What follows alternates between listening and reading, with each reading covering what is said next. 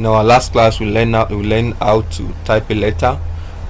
So I'm just going to use our letter to also teach you some of other basic editing that was not touched. Okay, so you can you can see this, you can just see this class as a continuation of how to type a letter. So say I have maybe 4B here, and then I want to put the 4B to be above this. Okay, so I have an option for superscript and I have an option for subscript. So the superscript, you can use this.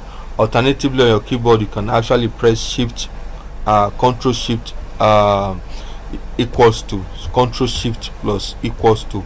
You hold control and shift together, then you press equal to on the keyboard. That will change the text to superscript automatically. Then I have subscript. So for subscript, the text will appear lower than the text that you have. Okay, so at times after you use the text subscript, where you, by the time you continue typing, it's going to be in the subscript, so, or in the superscript. So you have to go back to this place and uncheck this place. Okay, so don't forget, because I've seen that giving a lot of students some challenge. Okay, okay, so we have the subscript, we have the superscript. Then if I'm actually editing a document and then I don't want to delete what I have there, that I just want to tell the maybe the owner that I want him to strike this out, so I can actually use this to strike this document out. Okay, so you highlight the text, then you click on strike out, just to show that this text should not be where it is. Okay, so that is that about so last class I was demonstrating or illustrating underline. So if you click the small arrow here, you can actually use different type of underline. So if I click on more underline, I can actually use different types of underline. Okay, under the underline style, I have a lot of underline style I can use. Okay, so but don't forget, at times if you are typing a formal document, just stick with the usual way of doing things. And if you want to change the color, you have the different color here. Okay, you can pick any color you like, but prevention, if you are printing with a black and white printer, you may not really need to change the color. And if you want to change the color of text, you can actually highlight the text, come to this place and change the color, pick any color you like. Okay, for those of us that are doing official document, and you may probably want to write it in color to show that it's original document and you are going to print with a color printer, you can actually highlight the text and use, but don't use white. If you use white under the white background, it may not show. Okay, so let's just change the document. You can change this to green color. Just highlight the old document and change it to maybe green color. Okay, so I have the document in green color, but don't forget, if you are going to change it back, just put it in automatic. Okay, so apart from that, we have the highlight. At times, probably instead of using strike through, you may just want to put attention to some text, so you can use the highlight button just to highlight it. Just look as if you are using a marker to highlight, and then you can highlight with different color. Highlight with different color, but the usual method is to use yellow. Okay, if you don't want it, you just go back and click on no. Okay, no color. I have it in green. I can highlight again and just click on no color, so it takes out the highlight. Okay, then beside this, if you want to glue text, okay, this used to be word art in Microsoft Office, but it's now been changed. So if you want to glue text, you may not really need this, except this is not an official document. So I can actually use the glue text to make the text a bit appear a little bit of graphical. Okay, then last class will, okay, that is all for the font group. Actually, that is all for the font group. We've talked about this. And lastly, for the font group, if you want the document to go back to without any formatting, you know, we've done a lot of formatting here, we've done justification, we've done, so if you come to this place to click on clear formatting, it's actually going to remove all the formatting you have in a document. And then you can go back to, so what you will do at times, if you copy a document from maybe a PDF doc, you copy some text from a PDF document. Say I have a PDF document left. Okay, quickly, I have this PDF document that I just want to illustrate.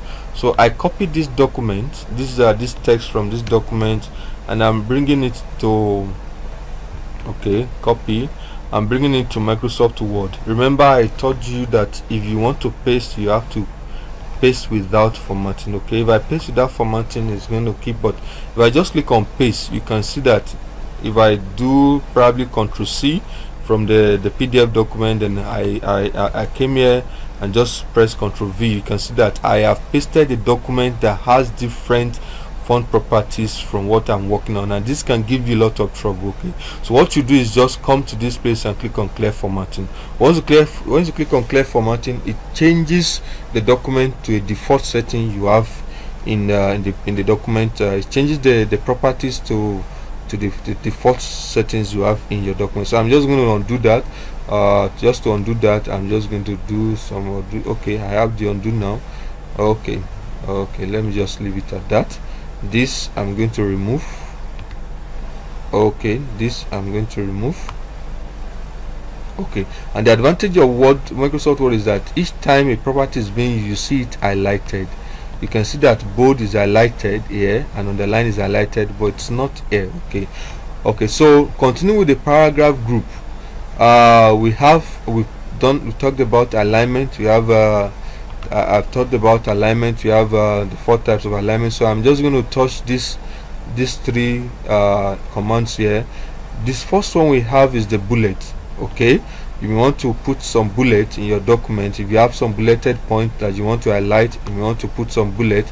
Notice at times when you put bullet, it's going to drop the indent, so you can use the back indent to remove the indent. Okay, or you just drag. If you use tab, if I use tab, it's going to delete the bullet. Okay, so we have the bullet. Apart from the bullet, this type, you can actually choose different type. If you define a new bullet, you can actually pick symbols from your system and pick any symbol that you may want to use that as a bullet point. So I have this as my bullet point, and next to it we have number. So we have different ways of numbering. You can actually define a new number list. We have maybe you want to write in 01, 02, or in Roman figure, capital letter ABC. Just click on it, then you have it. And note that the last one you use will always be active. So if I come here and click on bullet, the last bullet option that I use will be the one to be applied. Okay. Then we have for if you are working on probably on table of content that has several, maybe we have topic 1, then you have A, then you have under A you have list 1A, 1B, 1, 2, 1C. You can actually use this as an option to have item lists that are of different levels. Okay. Then we've talked about increasing indent and reducing the indent. So I'm going to talk about line spacing. Okay, you will notice that after I applied okay, if you don't want it, if you don't want the bullet, you can just click on none. Okay, after applying bullet, you can see that the line space, the distance between each line of text actually changes. Okay, so if you want to increase the line, the line space, that means the distance between lines of text. Okay, you can actually highlight the text, then you come to this side and either increase the line spacing or you reduce it. But I think 1.15 is enough. If you are typing a project, you can actually use 1.5. okay, but normally it's 1.15, it's enough. So apart from that, let me quickly rush through this place. We have the theme color. The theme color, I know you've seen this in document. So we have section 1, introduction to basic. So I can actually highlight this text and come to theme and do something like this. Okay, I know you've seen this in forms, probably while filling some forms. You may actually see something like this. So this is how you do that in Microsoft Word. You can have introduction to basics. Okay, then we have section 2. Let's just use section 4. R factor, just do the same thing. So instead of using highlighting, you may probably want to use a border around your text. So you can have the border, then you put a background in the border, You understand? If you use different color, you see that there's a border around. Okay, so that is that about that. Okay, then if you want to sort text, this is very useful when you are dealing with references. For those of us that will be writing project, okay, I can actually sort this text by paragraph A to Z. Okay, so if I click on this A to Z, I can sort this text by, okay, 4 is a number, so of course you expect it to come first, but you know, D, you find D before you get I, before T, before Z, if you are on the alphabet. Okay, so I'm just going to end that class on this note. We'll see you in the next class.